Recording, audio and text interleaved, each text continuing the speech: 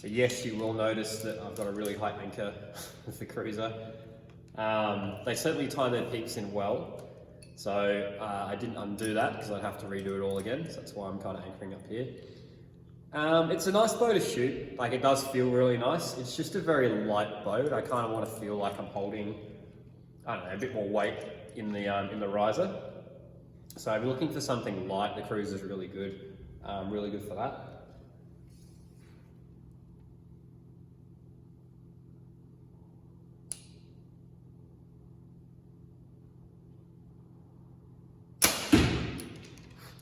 It's a little on the spongy side, just because there's so much adjustment. Again, having the adjustment is really good. So it goes from 15 to 30 inches and all the way down to, I believe it's like 15 pounds as well. So it goes down really, really light on this bow. It does give it a little bit of that spongy feel, but if you're looking for a bow with the adjustment, it's really good. One thing that is a little bit frustrating, because they've got such a wide range on the module, you have to adjust it in 1 inch increments. It comes with a set of 1/2 inch modules as well. So you just unscrew this and chuck that on. It's not hard to do. It's just different to how the PSE cams come with a 1/2 inch adjustment built in already. But in saying that, they don't go all the way down to 15 inches. So if you're looking for a bow with more kind of range in the adjustment, that's where the Cruzer is probably a good option.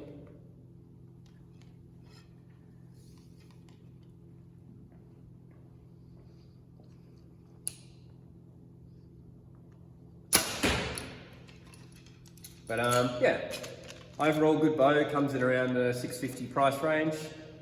This is the full kit it comes with, ready to shoot. So you've got a 4-pin sight at the front, bow quiver, stabilizer, whiskey biscuit rest. Yeah, $650. It's a really, really good quality bow, and something if you're looking for your first bow or someone that's looking for a bow that's a bit lighter, the Cruzer is definitely a really, really good option.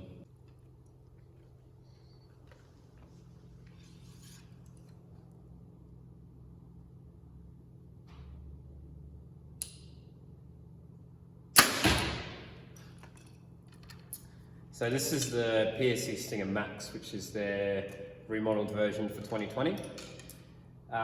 We're comparing the Stinger against the Cruzer today, and the first thing you'll notice about the Stinger is it's got a lot more solid wall.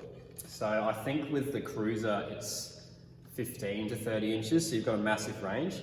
The Stinger is 21.5 to 30 inches, and I think to do with the shape of the module as well, it feels quite spongy. So I've noticed, especially on the Cruzer, when I pull back, it feels like there's a lot of give in the bow, whereas the Stinger is quite solid. And it's also a solo cam, where the Cruzer is not a solo cam.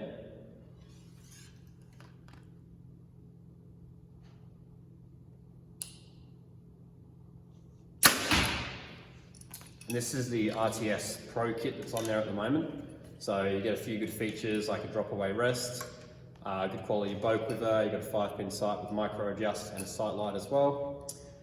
Generally this is something that we recommend, and we sell quite a lot of these in the shop to people on a budget, coming in with a budget of about $1,000, looking to buy their first bow. Hunting bow, target bow, just something to kind of get into compound. The Stinger tends to be a really, really good fit.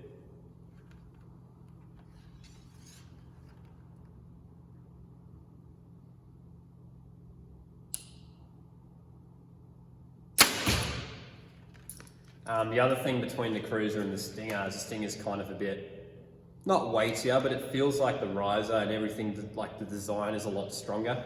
The Cruzer we generally recommend quite a lot to kids to adults, I suppose, that don't want a heavier bow like the Stinger, but they want something that can grow with them as well. So if there's someone that's younger and could fit into something like a PSE mini burner, but they're kind of just on the edge with draw length, sometimes a Cruzer can be the next step, so it's a bit lighter. And if the Stinger is just a bit heavy for them, that's when I recommend the Cruzer. Otherwise, yeah, bang for buck, getting something under $1,000, the Stinger is definitely the go-to bow.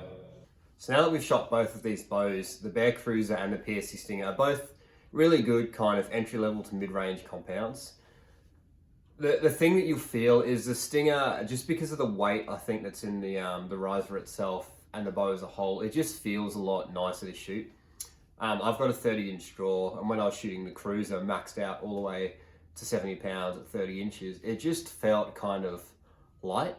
The shot feel was still good, but it just felt like I don't know, because the bow itself as a whole was a lot lighter, like there was a lot more movement, it didn't feel quite as stable, I think. So generally, I feel like the Cruzer would be a really good option for someone that's probably younger, I want to say, purely because if the weight of the Stinger is too heavy for them, something like the Cruzer might be good for them as a lighter platform to start with. And when I'm talking about weight, I'm talking about the physical mass weight of the bow.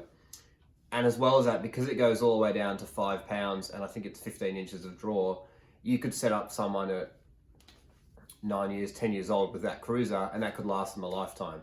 The Stinger goes down to 30 pounds and 21 inches. So maybe not so much. You're kind of looking at someone, probably a teenager, could start off on the Stinger if they can handle the mass weight. So if you're looking for something that's for a junior or teenage archer that will last them for quite a while, that's where the Cruzer would be a really good option. Again, both of these are really, really good bows. I just feel like for that little bit extra money that you put towards a Stinger versus the Cruzer, I think it is a nicer feeling bow to shoot, especially if you're taking it up to those higher draw length ranges and max draw weight as well. Both bows are going to be good. They're both going to shoot well for you, but I feel like the Stinger probably comes out on top in this review. If you have any questions, you can leave them in the comments below about these bows. Otherwise, both bows are available at elizaarchery.com.